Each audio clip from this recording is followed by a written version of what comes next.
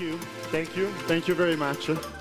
First of all, I must say that I was really touched by the irony of having an Italian example on how to coordinate in a country where actually chaos is the norm. So I thought it was actually very inspiring for once. So good morning. Today, I wanted to call this speech Beyond the Obvious, because as the introduction just said, when we talk about IoT, it often seems very technology-driven, difficult to understand, somewhere very far in the future, and honestly, it's very difficult to grab that the reality is very different. So let me walk you through that, but let me start first from the obvious. The obvious is this. The obvious is what many people are talking about. IoT is a new ecosystem that is being formed that is worth 5.3 billion, and it includes basically services, connectivity, and hardware. Not only it's a huge business in terms of volume, but also in terms of value, because what the expectations don't say is that by putting together hardware, services, and connectivity, the value of the industry will grow even further. Today, it's at around 100 billion, so the growth for the next 7 years is expected to almost triple the size of the industry. Second thing which you would expect from me, from what I'm doing, is that I have a title to talk about it. Basically, this is actually not what we say, but what Gartner says. We actually have invested hugely for the last 10 years, betting on the idea that IoT was going to be a platform business. And we have built a connectivity platform that is actually enabling, globally, enabling businesses to actually run IoT. But if you really want to keep it simple, and you want to start going beyond the obvious, you really wonder, what's so special about now? And honestly, why is it that they call it the singularity moment? And to keep it really simple, the way I see it is that when you're talking data, and data is the new gold, you actually need 3 things on data. You need to capture them, store them, and use them. And actually, the interesting thing about the last 18 months, 24 months, is actually that a solution for these 3 issues has come together, and at the same time, and in a very cheap form. You can now capture through IoT, which is what we do. You can actually store through cloud at very decent price. And now, through AI, you can actually analyze and use this information. So what's so special about now is the 3 things have come together. And this is what is opening the possibility to drive change. Now, very often when we talk about IoT, it sounds like we are talking about technology and future. Actually, the point that I want to demonstrate today is that we are not talking about technology, but we are talking about people. And we are not talking about future, but we are talking about now. And the way I want to do it is not through slides or theories, but through 3 stories that I think really tell something about the way people can use technology. So let me start from the first story. I don't know how many of you have heard about Sanku. Sanku comes from an idea of a very small group of people who really had in common one crazy thought. And the thought was, can we eradicate malnutrition to 100 million people? You know, you need to be brave and crazy to think about something like that. In a continent like Africa, where malnutrition is a huge issue, this small group of people thought, how can we go about eradicating it for 100 million? And they spent quite a bit of time trying to go to what we would call the root cause of the issue. And so let me bring you to Tanzania. This is the way, basically, people eat in Tanzania. This is a mill. Every village has a mill. People travel also from very long distances to the village. They come with their bags. There's only one mill, and the mill basically gives the wheat to the people who put it in the bag, go back to the villages, and then put it together with water and everything else, and they eat out of it. Now, what is the issue? The issue is that since the meal cannot be controlled, the quality of the wet cannot be controlled. Obviously, there is a very high fragmentation and dispersion over Tanzania of those meals. So what happens is that people, over time, got used to go and actually collect wet, which didn't have any nutrition components, was lacking of vitamin and protein. Now, this small group of people came up with the idea of Sanku, and Sanku is basically built with the intention of doing a very noble cause, eradicating malnutrition, but with the idea that it has to be a sustainable business. And the idea was actually very simple. If we could connect those meals, knowing what is the amount of wet that is being delivered on a daily basis, then we could also decide how often we need to bring vitamins and proteins to the meal in order to actually mix it in the right way with the wet. Very simple. The idea, as you can see there, it's a very basic machine. You need to be quite brave with the idea that you can actually connect it. But this is exactly what they did. They came up with the idea of connecting, I don't know if you can see the bottom part of the meal. The bottom part of the meal now actually has a module that can control the amount of wet being produced by the meal and delivered, and actually has a formula, a very simple formula, to decide how much protein and vitamin needs to be mixed. This is connected to remote, so actually centrally, the Sanku company can decide how many trucks they need to send where, because they know how much it is being consumed. They have now a very scalable formula, and after 2 years after the implementation of this, they can actually now see the solution to this issue. I think it's incredibly inspiring that in Tanzania, on a mill, on a very basic machine, they actually thought of one use of technology which actually many other people are not even using in much more developed side of the world. Let me go to another example, and this story, again, going on people, it's the story of Karen. I met Karen 2 years ago. She's Norwegian. She's 30-something.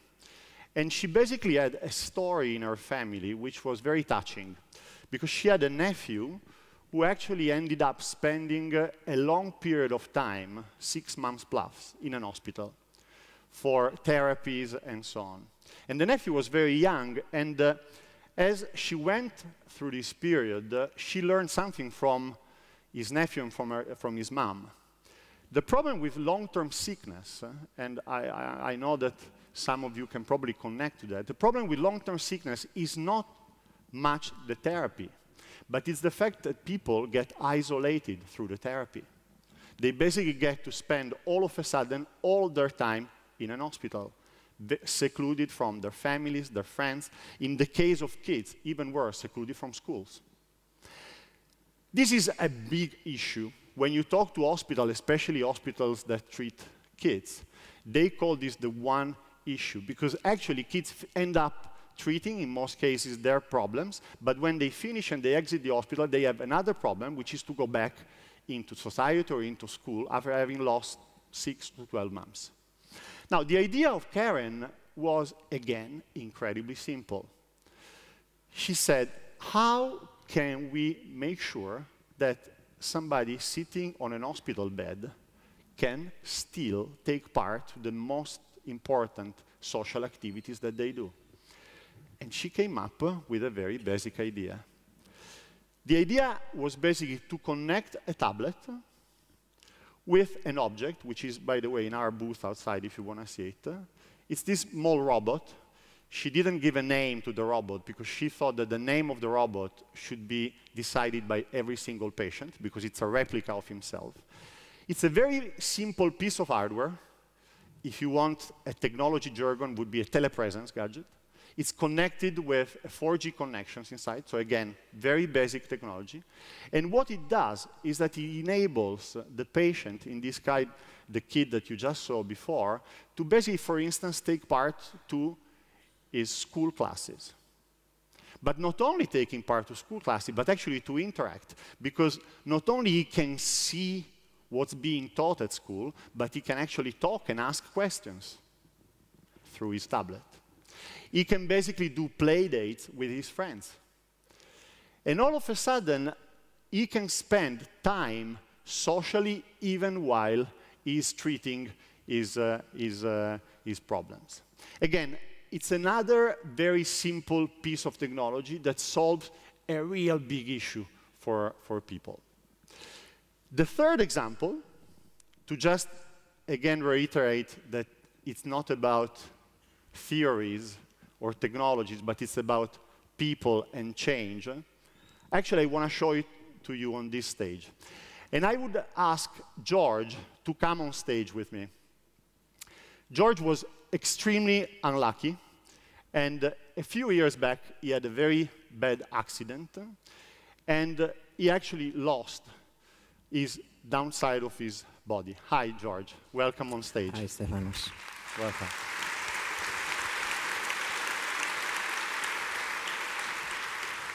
Now, George is here today with us because what I want to show you is what can happen if we apply the available technologies to real-life problems. So, George had this accident, and he started to do treatment and therapies. I'm going to ask a translation because I'm going to ask him some questions.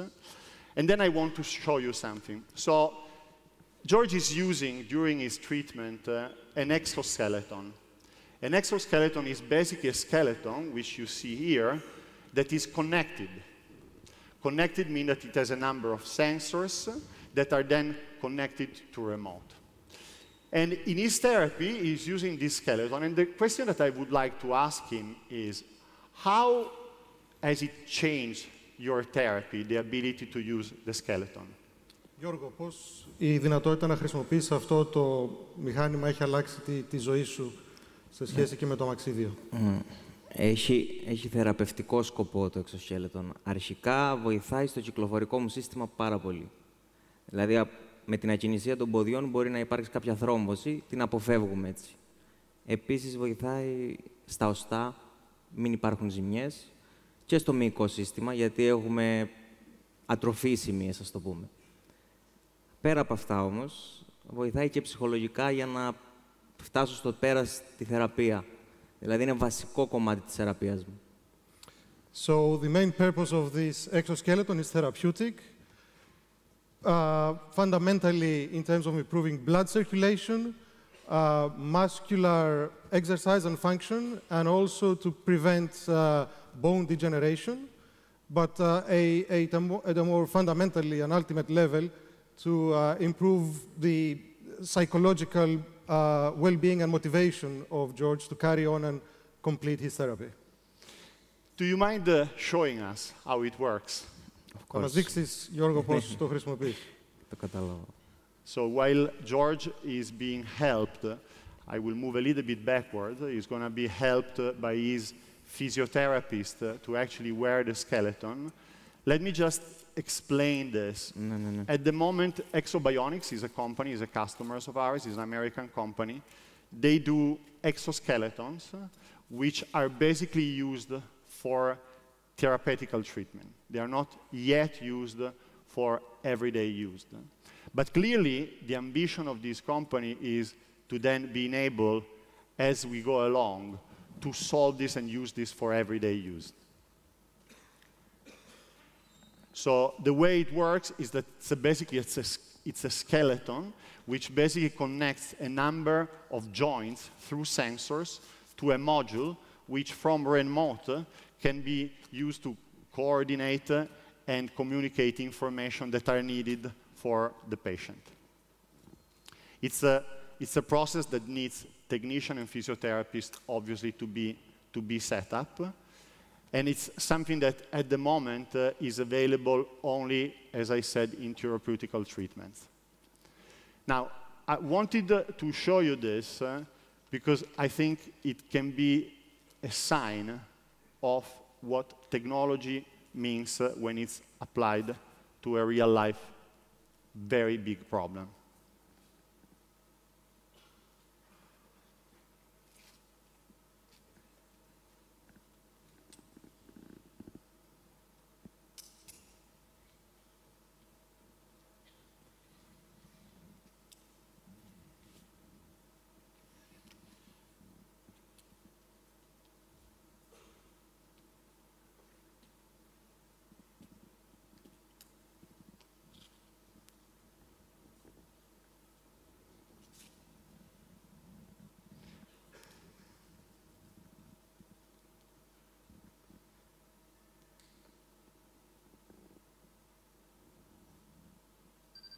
They're activating the system now. Take your time, no pressure.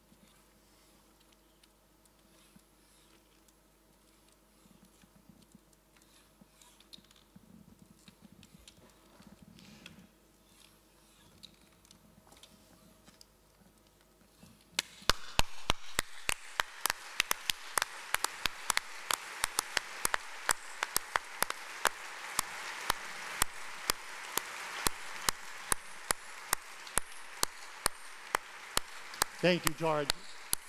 It's really impressive. It's really impressive to see this happening. I must say it's something that I find incredibly touching, and especially thank you very much because you have been so kind to come to us and to show us what this means for your life. Thank you very much for this.